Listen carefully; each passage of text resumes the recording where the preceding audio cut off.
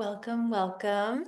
It's nice to see you all. So glad you're here. My name is Soumya, and I'm just going to go over some brief logistics for our time, and then we'll dive in. So this is being recorded, and just so you know, the three of us are going to be spotlit, so nobody else will be on the recording until we get to the Q&A section. So if you do want to ask your question and you want to ask it live, just know that your video and audio will be recorded and will be shared publicly after our session tonight. If you have a question, but you don't want to share it publicly, that's great and fine. But we do love sharing, we do love hearing your voices too. So however you want to do it is great. You can either put it in the chat, or if you want to ask your question anonymously, you can also just email me or direct message me directly, and I'll bring it to the group. And then when we get to Q&A, if you could just raise your hand, just so if there's a big queue, well, I'll get a chance to answer our questions and to ask our questions.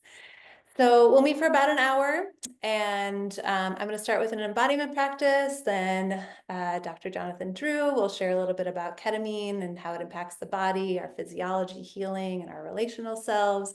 Colin's going to go over the format and structure, and then he'll end with an embodiment practice as well, and a relational embodiment practice. So I'm going to have us settle in, and I'm going to close my eyes. You are welcome to close your eyes. You're also welcome to keep them open. And wherever you are in the world, take a moment to settle into this moment and feel the surface that you're on, whether that's a chair or a couch or the floor. If it's hard to feel, you can wiggle a little bit. Just connecting to whether it's soft or hard, warm or cool.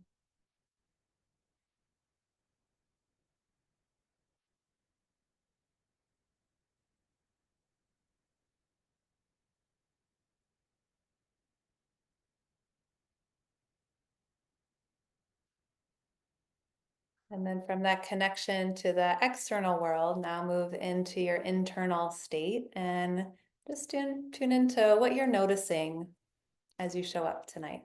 And maybe it's a lot, maybe it's a little, maybe you don't notice anything. All of that's fine.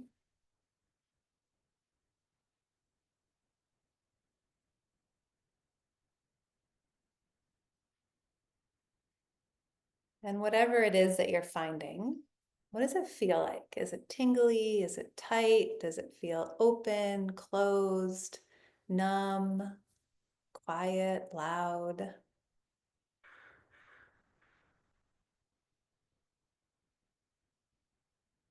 What's it like to simply allow this to be here with your awareness?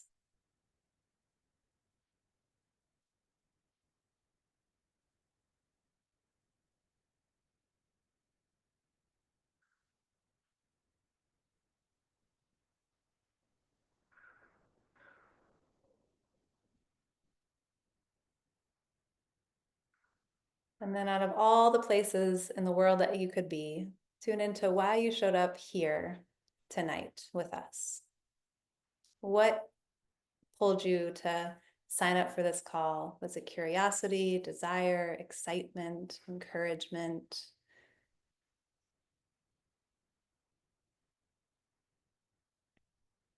And tune into that why that drew you here.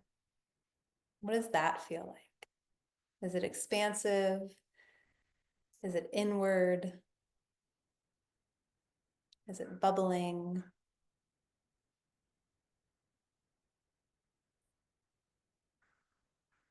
Are you unsure?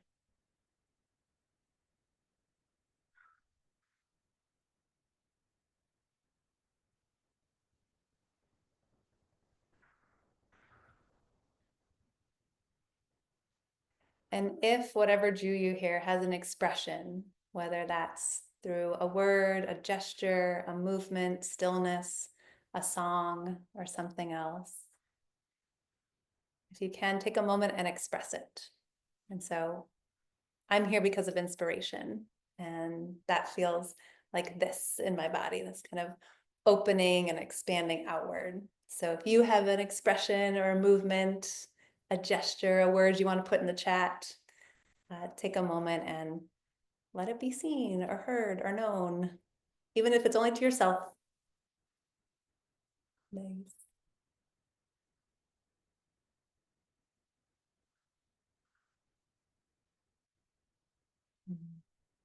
All your movements are inspiring me, so thank you. Thank you so much. I'm just going to share a very brief introduction of me. So my clinical training is marriage and family therapist, and I've been a yoga therapist for over 20 years. I started doing ketamine-assisted therapy this year, but I've led and organized retreats for almost 20 years, and I really love the container of retreats. Because they offer something that really can't be experienced in our day-to-day busy lives. So taking an intentional time away from day to day to unplug, to tune in, and to do this really beautiful and deep work is, I have found, nothing short of transformational. And then in addition to adding medicine work within the container of a retreat can catapult everything a retreat can offer: deep insights, profound healing, and this like time and space to integrate without the distractions of work and family and chores and all the to-do lists. So this is really what's unique about this immersion, in addition to having a retreat, is that we're not just going on retreat. We'll be together before retreat, where we create this container of community and connection and intention before we actually arrive to the sacred container of retreat. And then after journeying and being together on retreat, then we're continued to be held and supported for an extended period of time for re-entry and integration, and then navigating those day-to-day challenges with the insights that we take from the journey and from the journeys and from the retreat. So that's me. That's why I'm inspired to be here. And that's why I'm just so honored to be here with these two amazing folks. And I'm just going to share a couple of things that I just saw in the chat around why other people are here: coherence, connection, and unstuckness. I love that. Thank you. So and curiosity, awesome. So I'm gonna pass it on to Jonathan now, who will talk more about ketamine and physiology and lots of other amazing, cool things.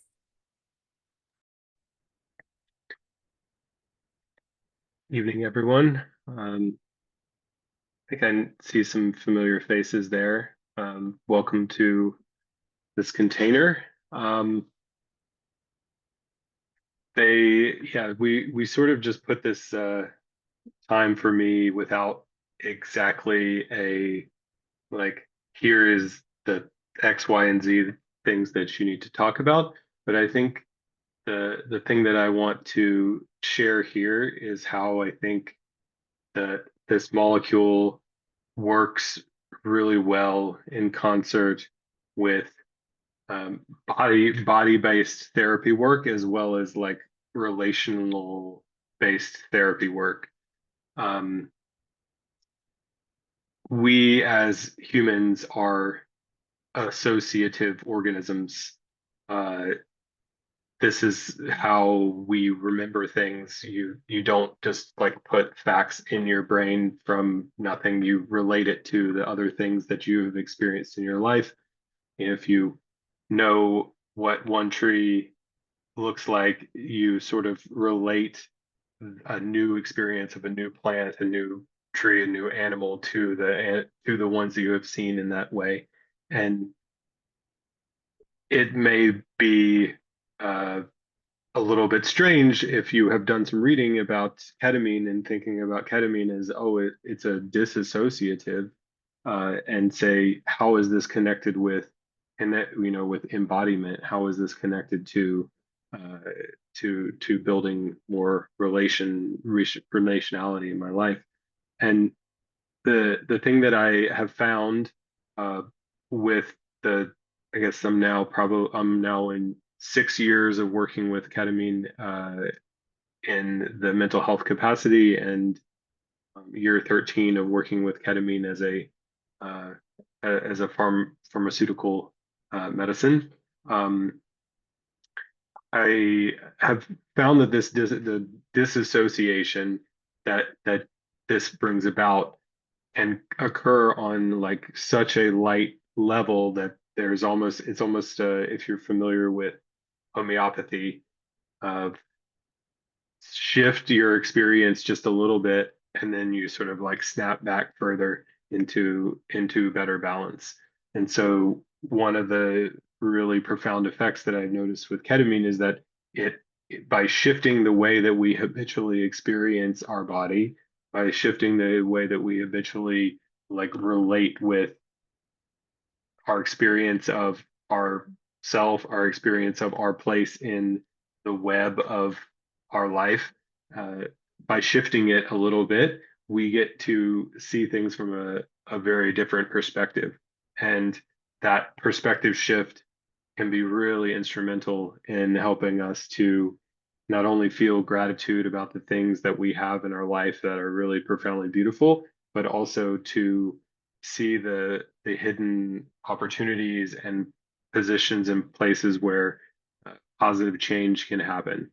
And that's where I really love this combination of that, that I've found with Samya and Colin, where like we have someone in Samya who really brings a lot of so much experience with body-based therapy through yoga therapy work, and Colin with the relational couples therapy background, relationality also with nature, and together we really hope to build a beautiful container where we are really focused on building community, but also helping through this community container to give you a chance to really get a better, uh, uh, really get to know yourself a little bit better and get to maybe build a new kind of relationship with your body and a new kind of relationship with your place in the web of things.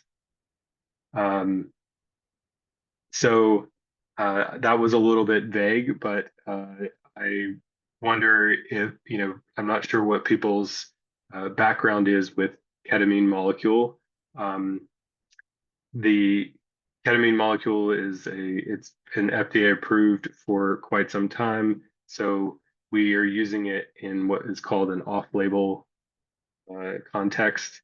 And the way that will work, or the way that the retreat will work, is that we will have an intake with me to do the medical screening, as well as a an intake with one of Samir or Colin as part of the prep process, and then that will lead us into the container building for the experience. And I'm going to turn it over to Colin now to talk a little bit more about that. Beautiful. Thank you. Hello, everybody. My name's Colin. Right here-ish, over here, Colin Hochter, licensed marriage and family therapist. Also been working with ketamine for a number of years, both in a clinical setting with Northwest Ketamine Clinic and Seattle Neuropsychiatric Treatment Center. Also doing psilocybin trials with Seattle NTC.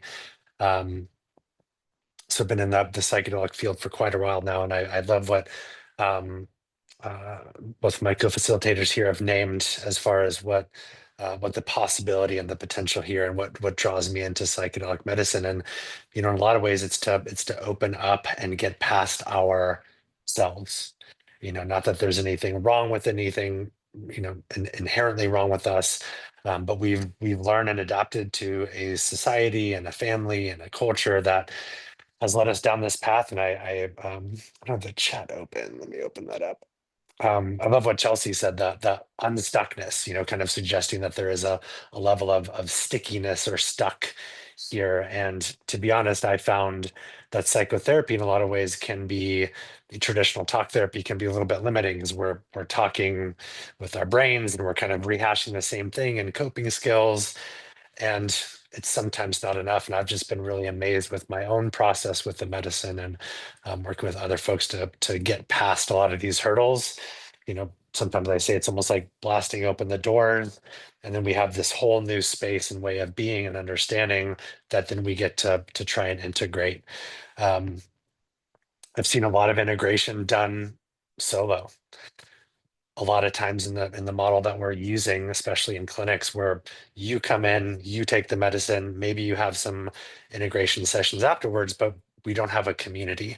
So you go home to people that maybe don't understand, maybe are they're just happy for you and happy you're feeling better, but you don't really get to explore it in a way. Even as a therapist, if I'm holding space for someone, a lot of it's really validating and really great. And you lose that kind of ability to kind of toss it around with other people and see what they're doing and how they're feeling. And it's part of what we're working to create here is this community kind of cohort model. So with what we're doing here, we're going to have two gathering calls before our retreat. There's a lot of kind of agenda items, check boxes that we have that we want to cover.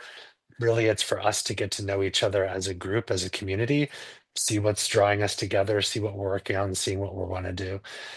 So by the time we get to our retreat weekend, we'll have established some relationships here. We'll get to know a little bit more about each other. When we arrive on Friday, be a lot of settling in, kind of getting acclimated. Our plan is to do an arrival kind of ceremony. Gather, set our intentions, spend some quiet time, and get some rest. The weekend will be fairly full in a non-full way. So the days are structured in a sense, a lot of space for each activity. So we'll do a morning kind of rise and activation practice. We'll do a breakfast. We'll have an opportunity to do some kind of process psychoeducation with Dr. Jonathan. We'll have an opportunity for kind of snacks midday. We're planning to do a nature experiential practice during each day. Again, these are invitations, not mandatory. So if you're just feeling kind of tired and restful and want to do your own thing, totally fine. You have three of us around to kind of hold space or meet with. After breakfast, we're going to hold the intention for both the days just to have a little bit of silence. A lot of times our lives right now are so busy and full and chatty, and we're receiving so much information and so much stuff that it might be nice just to have some silent time. I'm a big talker. I sometimes need a place to go talk because I need to say the thing.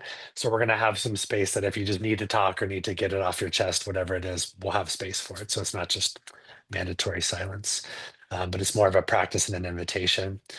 For both the weekend days, our plan is to have a medicine journey. So we'll really be aiming a lot of our work throughout the days towards that. We'll journey about kind of mid afternoon, opening up into an easy evening with an integration circle by the end, a meal at the end of each day, and then a closing practice as well before bed. Right, we gotta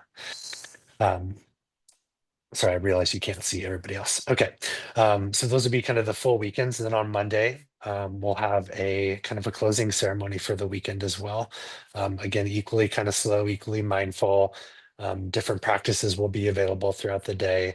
But our main intention for Monday is kind of moving towards life, reintegrating back into the world. And then we'll have two follow-up calls. One will be a few days after the last day of the retreat, and another one will be about 2 weeks after. So we're here really to support each other. Obviously, we're three facilitators with amazing experience, and what I've seen with groups is it's not about the therapist, it's not about the people running it, it's about you all and what you're getting from each other. So that's really our intention for not only the retreat weekend, but the model that we're offering here as well for the interweaving and interbeing. Obviously, we're all available for support ongoing, whatever's needed. If you're feeling like you need a little bit more, then we can totally talk about that. Our goal is really to meet your needs as they unfold here. Towards the end of the call, before we close, we'll talk about kind of the early bird, kind of maybe review some fees if that's a question that folks have. But for now, I'd like to open it up to you all and see if there's any questions. Again, feel free to raise a hand. We'll unmute. Again, like Sami said, if there's questions that you have and maybe don't want to ask them, you can write them in the chat, and one of us will read it aloud, and we can go from there. So we'll see what y'all have for us.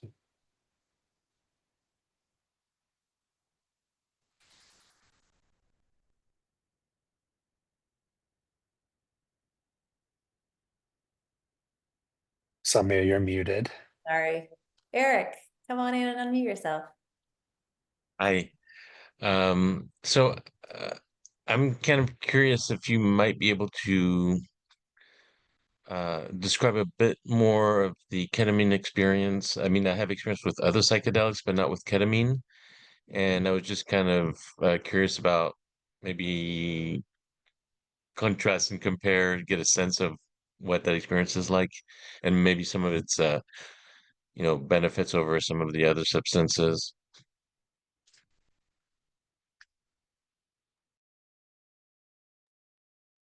Dr. Drew. Yeah. Thanks for the question, Eric. So if as you have other psychedelic experience, I'm sure you'll realize that what I'm going to share is an approximation, and I'm just using these words as a uh, you know poor substitute for what the physical experience is like. Um, the the way that we are planning to offer this in this retreat setting is through a sublingual formulation of ketamine, where you place this like lozenge troche in your mouth, and you're absorbing it through the skin of your mouth. This is one of the ways that this can be administered. What I've found is that this way is kind of the most of the gentle administration methods, that sort of gives you a little bit more of a flattened experience. Whereas I see somebody writing about IV, where the IV is, and the other ways as well, with like a shot version, is you're either quickly you're on the ramp up, or you're on the ramp down very quickly, and this lozenge method is kind of a little bit more of a stable experience. For what it feels like, it I would say that generally, as the ketamine, so if we imagine that ketamine from like here is 0 and here is like anesthesia, because this is what this was originally FDA approved for, we are using it in this range. This is sort of our like sub-anesthetic dose of ketamine. And so if we zoom in on that, as you go up in the dosage here, uh, from nothing to this would be like a full dissociative experience. It initially is quite a sensory experience. It's used often in this way as a pain medicine in very low doses. As this continues to get stronger, you can imagine it's like the systems that you are normally using to, like, this is the way I normally orient to the world, this is the way I normally move my body through the world, this is the way I normally like imagine myself kind of as myself in the world. These start to slowly get disconnected. As this comes stronger and stronger, there can be visual effects. There can be also one of the other things that happens with this, as the motor system starts to get disconnected, is you may feel a little bit clunky in the movements, and uh, that is often coincides with feeling, say, your psychologic protectors starting to loosen as well. And there can be loss of you can be kind of disconnected from your sense of like time. Oftentimes the feeling can be very timeless. It can be feel very all engrossing, and so you can lose a sense of like where you are, that you're in this room and you can be in this sort of other world. And people often will have some visual experiences with this. In comparison with, say, something like MDMA or psilocybin, this can often feel like a more gentle experience. It often feels, I use the analogy often, if people are, say, working on some traumas that they have been dealing with in their life, it can be like a raincoat and galoshes that lets you get closer, lets you kind of go and play or wade into the swampland of your soul. Whereas something like an MDMA or psilocybin, you're really kind of forced into to come up against some of these challenging parts of your psyche, and so it can be a lot more of a gentle experience. Yeah, I want to give some time for other questions, but I wondered if do you feel like that gave some idea about what the experience is like? Yeah, I actually had something specific in mind. My experience with MDMA is not as it being, more like forceful in that way. Perhaps the mushrooms, but I'm kind of interested in the spiritual aspect of things, and I was just kind of curious if ketamine, you know, mushrooms and MDMA can really be a good vessel for that. I'm wondering if ketamine is also thought of in that way, or less so. Um, Ketamine doesn't have as much of spiritual traditions, say, along with it. In the way that there are cultures that have held psilocybin-containing mushrooms to be a sacrament, and part of their cosmic cosmology and part of their worldview for thousands of years. Um, Obviously, this is something that MDMA doesn't share either. Uh, I would say that it has, a spirit to it. It has a connection with something greater than you. It is, I would say it's not often thought of to be quite so like spiritually enlightening as these other substances, but I still believe it does have quite a bit of like connection with something bigger. And Mhm. I've seen a lot of people go through treatment with it or go through ketamine ceremonial experiences and come out with profound spiritual revelations. And I'm just gonna jump in there too, Jonathan, and I think it's also depending on your intention, Eric. So like there's times where I've done a session where my intention very much has a spiritual component to it, and that does impact the way that journey goes. So what you bring is also going to have a huge impact on how the journey unfolds for each one of us. Mm. Yeah, thank you all. And I got a few hands up here. Carol, I saw your hand raised early on, so I wanted to see if you still had a question there. I know we got a few in the chat as well, we'll get to.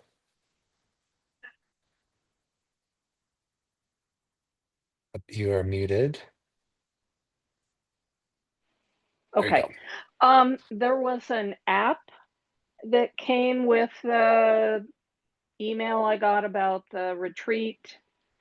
And I know I went and did the PHQ questionnaires through that. Was there anything else we're doing with that app?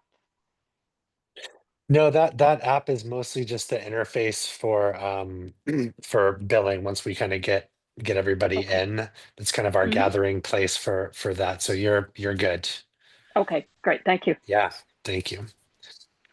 And just so everybody knows, Jonathan, sorry, Dr. Drew, I'll kind of hand this to you. So as part of the intake process, we're going to have, we're going to make sure that all specific kind of questions are answered. As far as the app goes, you'll do a medical intake, and so we'll, maybe I'll hand off the question around SSRIs, stimulants. Looks like there's a question around, are there any interactions or concerns about psych meds, SSRIs specifically, and stimulants as well? This is one of the really nice things about this substance, as opposed to things like MDMA, where there is a significant interaction with SSRIs. Pretty much all of the studies that have looked at ketamine use for any mental health outcome, they've included all of people who are on SSRIs, SNRIs, your Wellbutrin, that sort of thing. And so the major medication interactions that exist are ones that sort of diminish the intensity of the ketamine experience, and pretty much all of them can be worked around with pausing the dosing of those meds for the dosing sessions. So that's one of the reasons why this can be a more accessible thing for people that otherwise find it challenging to access some of the other psychedelic experiences due to the pharmaceuticals that they're on. Maybe we could go to one of the raised hands there, and then we can go back to this, how a therapy session can be improved with ketamine use. Yeah. Andrew, do you want to step in? And we got a few other hands too, so we'll make the rounds. There we go. Found the button. Yeah. So just two questions, and I think the last one addressing was kind of related, but just I was wondering if there are any risks associated with this type of therapy, just out there. And then my other question is, my experience is with sometimes, you go through an experience and you have a period of clarity and feel better for a while, and I'm wondering, what is the expectation for the lasting effects of this, and what would one need to do to like kind of lock in the gain, so to speak, to make sure that you maybe don't fall into the same patterns that are bringing you here.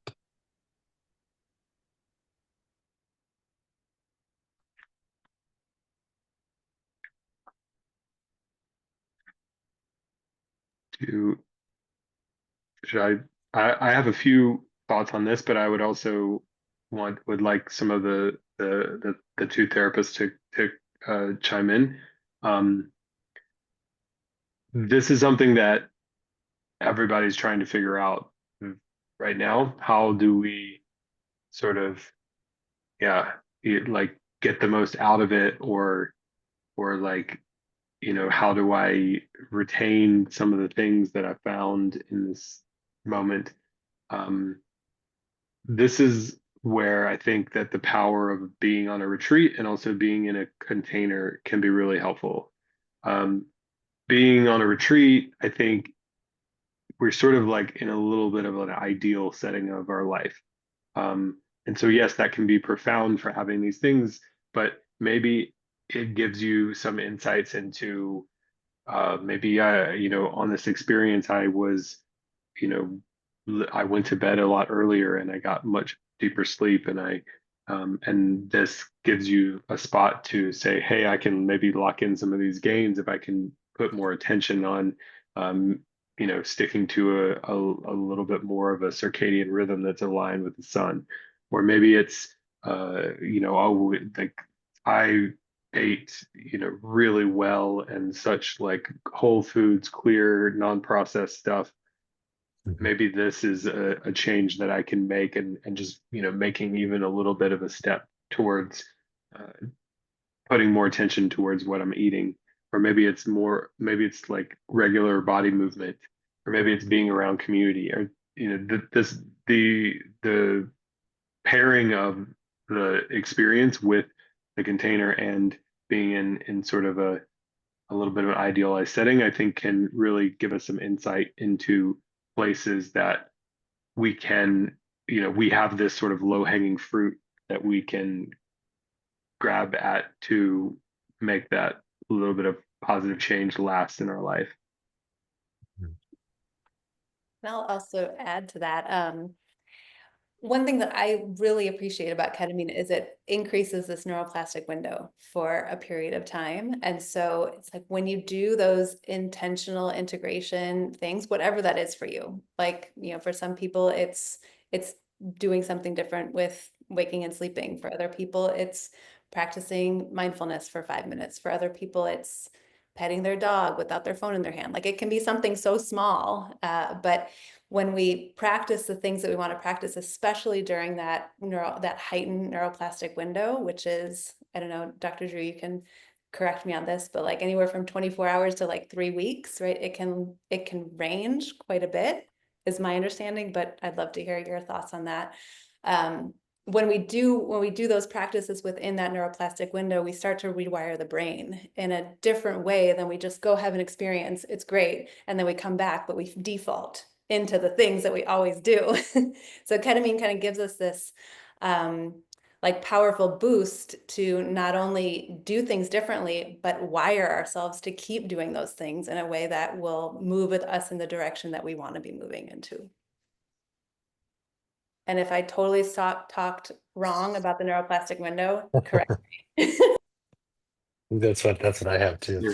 The only thing that I would add is with these practices, with being in community and with the medicine, a lot of times it can expand our sense of ourselves, what feels good, what doesn't. Being in an intentional community like we're going to do with this group is an opportunity to maybe even flex and stretch how we interact with other people, kind of seeing ourselves through other people's eyes in a new way. It's very possible that some people in our world see us as an old version of ourselves, and now we're moving into a community that we're able to be a little bit different, feel ourselves differently. And sometimes it's really nice to kind of establish this new sense of ourselves. And even if that does fall back to a default, let's just say a month later, even if we get stuck in these old patterns, we'll have placed this marker, we'll have set this anchor that we can return to and say, you know what, I really liked this particular thing. I liked when I didn't feel rushed. I liked when I just sat and listened to the birds arrive to me. I liked when I was able to just stretch and sit by some candlelight. And I liked being in community and talking with people that like to talk about what I talked about. And so we're setting these new points of reference for ourselves that even if we return to some of the defaults at some point in the road, we have a place to return to internally. We have a community to return to.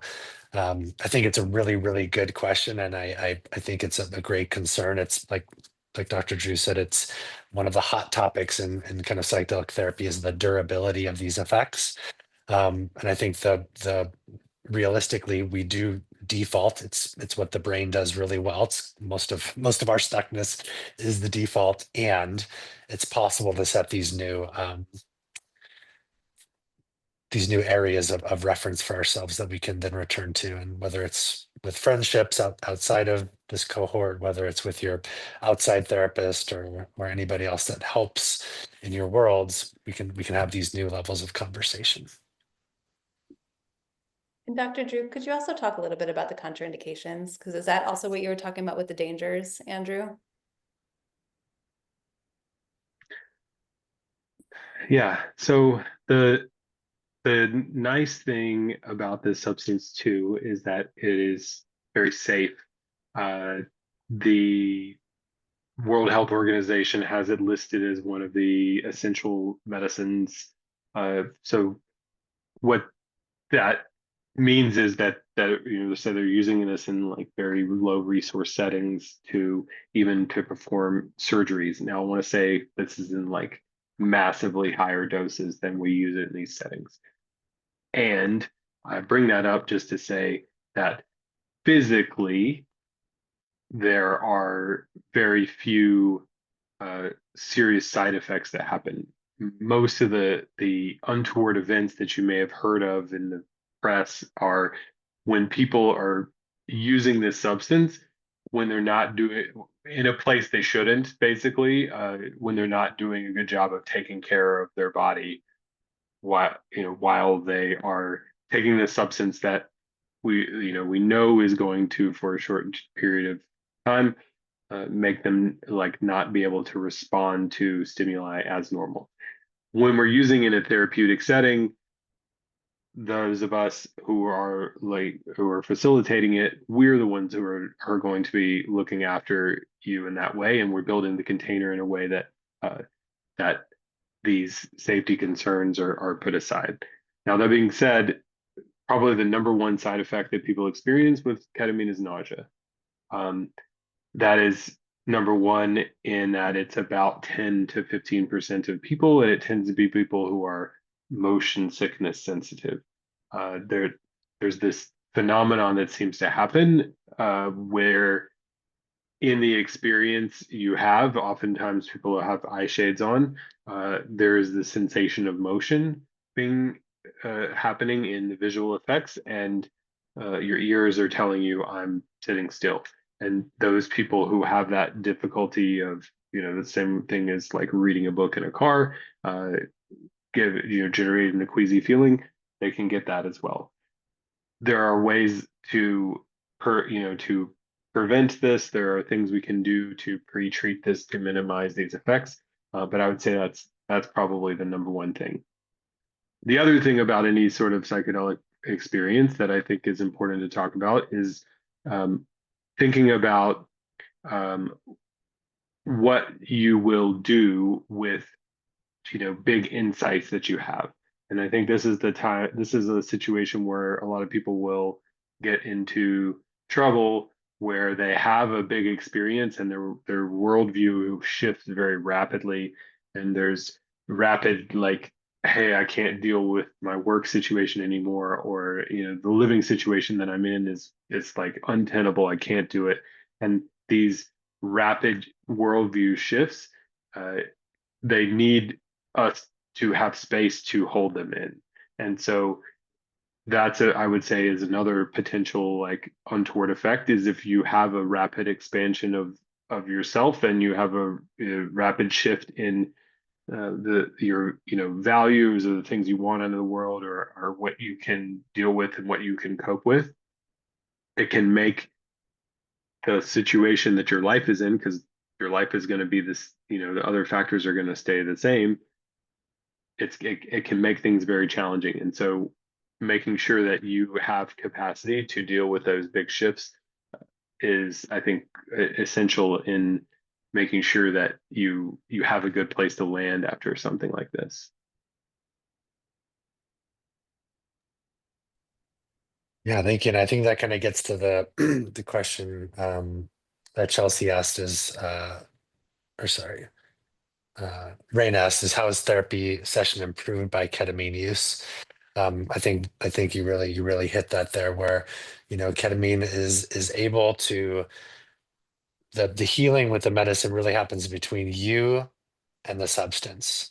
The therapist and the team here, we can help set with intentions. We can help kind of prep the journey itself so that you're as ready as you can be. And the insights really come from you, which is my favorite element of these medicines. And so you have your own images, your own words, your own experience that then you kind of bring back. And sometimes it feels like a lot, like Dr. Drew is mentioning, it can feel like a lot, or we have, these new ideas of how life can be, which is great. And we start to use them to integrate them, and we use your own intentions to mirror and reflect on what happened in that experience, and use, again, your own words on the front end and in the experience to come up with that real integration work. What does this mean? What is it trying to say? How do you understand it? And what I love about it is it allows the brain, which, like I said in the beginning, when we're doing therapy, we're talking a lot, we're trying to understand and learn. now we have our own language and our own kind of internal symbols that come up, and the brain knows how to work with it. So now instead of me saying, hey, have you ever thought about inner child work, or what does your inner critic say? And you're going, what is this guy going on about? I guess I'll come up with something about that. You have your own words, you have your own language. And so the integration is much quicker. And now we've got this internal frame of reference to move through the world in a new way, whether it's a purple blob shape or a very clear word or phrase, anything that feels, like Dr. Drew mentioned, either dissociative or associative. Therapy really helps to bring in the integration piece, and especially in a group, we can do that together. So it's not only we're doing it not alone, but someone might say something, might have happened on this call already. Someone might say something that sparks something in us. And that could be something that I would have never said, Samia would have never said, but just an offhand comment sparks it. And we're, like the name of the group here is the Interweaving and Interbeing. We're doing this together. So I really think that's where therapy can help the ketamine and vice versa. Donnie, you've been very patient. Thank you. Yes, thank you. Not in any hurry, really. I was just curious about y'all's experience with the group work with ketamine. Could you tell us a little bit about how you've experienced it personally? Not a chit list of how many times you've done it and so on, but more so, have you all done this kind of group work together, and how did that turn out? What did it look like? And then that could kind of give us an idea of how you'll hold space for us, and will you partake in the ketamine as well during the group work? And I'm just kind of trying to see what it would look like to be in your presence for the 3 days. Thank you. Great question. So our relationship as facilitators, we have relationships together as the three of us, which, to be honest, is a little bit new. We're new together as a team. We've kind of been talking about this and building this for about a year. We've been kind of like cooking this process and meeting regularly. I know Dr. Drew. I've been working with him in a few different ways. We have had kind of professionals group together. We've worked with clients together, and have referred to each other since I moved up to Washington about 3.5 years ago. And I've been working with Samia for about the same amount, maybe 2.5 years. We've held space together with journeys. So we're very familiar with each other. We haven't done group work yet. This is our first group together. We're very excited about it. Like I said, we've been very intentional and thoughtful about it. I have done group ketamine sessions before in very small groups. It's been really lovely to see people kind of talk about it at the end. I haven't done a retreat with this much intention before. So it's been more kind of 2, 3, 4 people, a little bit more kind of like one-off sessions, and then heading home. And I really saw the power of what can happen in that space, which is why we're wanting to bring it here. I have lots of experience with groups as a whole. It was kind of my bread and butter for about 10 years as a therapist, working in a residential and outpatient treatment. So I love groups, which is kind of part of it, but I've not done a group like this before. Thank you. It's a great question. And yeah, Colin was my very first facilitator. So he facilitated my very first ketamine journey. So feels an honor. It kind of feels like an honor to then offer space for others. And yeah, it was just such a beautiful way that he held space for me to go through my own process. So that kind of came out of those journeys together of like, hey, do you want to do something? Let's see where we could go with this. And I just finished my first ketamine group. specifically for providers, so practitioners in some kind of healing work. And we didn't have a retreat, but it was like a 2.5-month program. In some ways, a similar way. It was a cohort. People came together. We did an intention work, 2 journeys, spread over a period of time, and then some longer integration work. And that it's been fascinating to watch the group process happen, like having people in journey space, like they're not talking, they're not conversing, but come out and like similar things were happening. Similar traumas can be processed without, like, the field. It's like the field becomes part of the group in this really powerful and profound and beautiful way. So and then, like I said at the beginning, I've led retreats for many, many years. And I think the addition of adding medicine work into retreat space can just really be a powerful way to do it. And I just respect these folks so much that I was super excited to say, like, how can we do something together? And this is our inaugural cohort.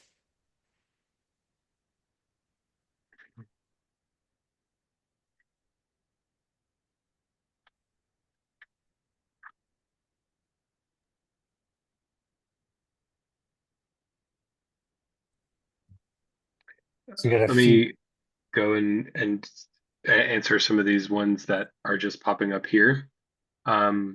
So we really want to try to have the cohort somewhere between minimum of 6 and maximum of 12.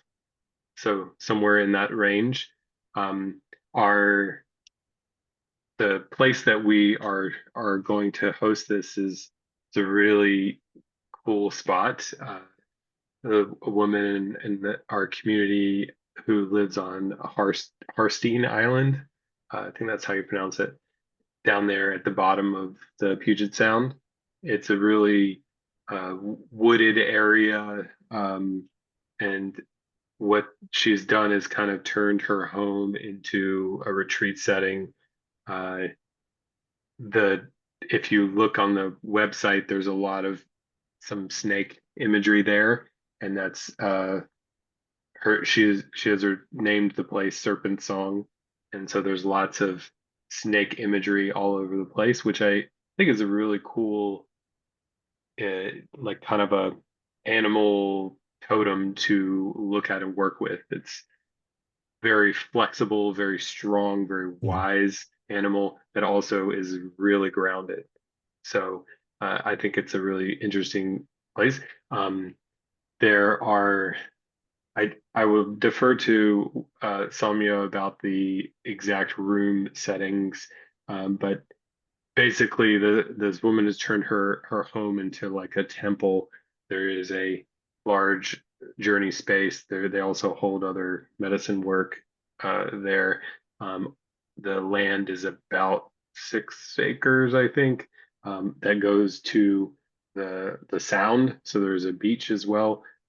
Really like nice wooded area for privacy and also ability to explore nature. And it is just really like tranquil, plant filled, like super cozy place that she has there. And she has the ability to cater for any kind of dietary options that we would like.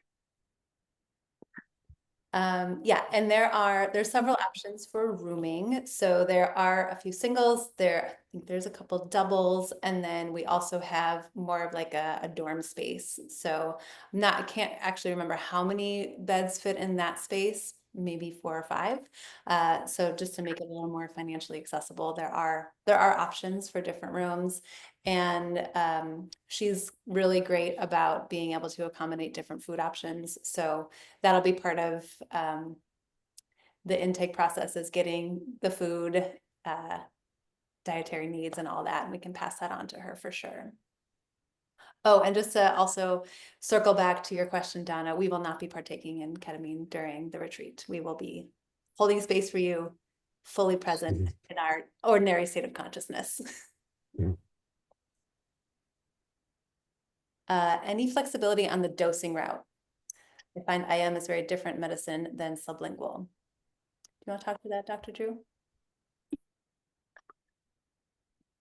Yeah, well, so one of the challenges with a 12-person, let's say, we get our full cohort with doing intramuscular, uh, that's what, just to answer that question, IM is intramuscular route. So that's a shot, usually in the arm, is that it is a very rapid onset version of the substance. It is highly bioavailable that way, much more bioavailable than in the sublingual. But trying to keep the cohort in the same place is very challenging.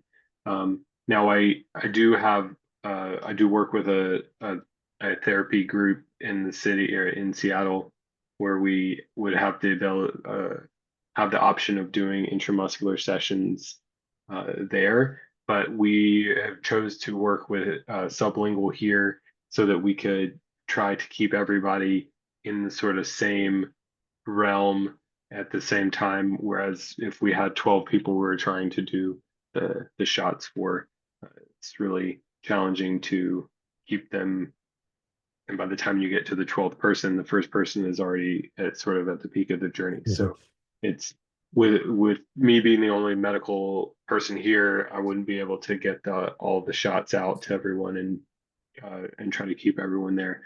I think that I am doing intramuscular together as a group works a lot better when we're in a smaller cohort, somewhere in the range of like 4 to 6 is a really more optimal for that route. Beautiful. Great questions tonight.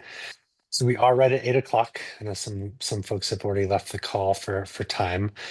So we'll wrap up here. Just to let anybody know if there's any questions that pop up, concerns, you would like just a one-on-one follow-up call, please feel free to email myself or Samya. Our email addresses are on the links here, which I'll throw in the link to seed yoga therapy there just in case. So feel free to reach out. I know this is a big decision with a lot of kind of moving parts, so don't be shy. We have early bird pricing available through August 29th. So if you're feeling like you really want to do this and save a few dollars, which is always nice, sign up with us. If you need some financial help, reach out to us as well. One of our intentions is to make this really accessible for folks. I know there's a lot of moving parts again on that end for a lot of people right now. So just reach out. Our intention is to make this accessible, to make this easy for people, and to build community here. So we'll just do a little bit of a shorter exit here. So just like to invite us kind of back into our breath. So don't have to change anything, just kind of notice your breath again. And just as Samya invited you to feel your body in its place, to notice the sensations, the arisings, I'd like you to just observe any shifts that might have occurred over the course of the call. Knowing that there's about 12 other people here with you that are interested, curious, stuck, considering, open. I'm just feeling what it's like to be on a call here with other travelers, with other interested people. You feel a little bit more shy and reserved. Maybe there's some openness. Just noticing what that difference is at the beginning of the call to the closing here.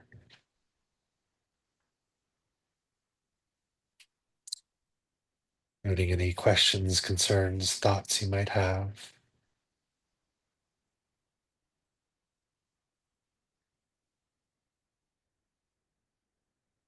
I'd love for us to all take a nice deep breath together. So we can just inhale and release.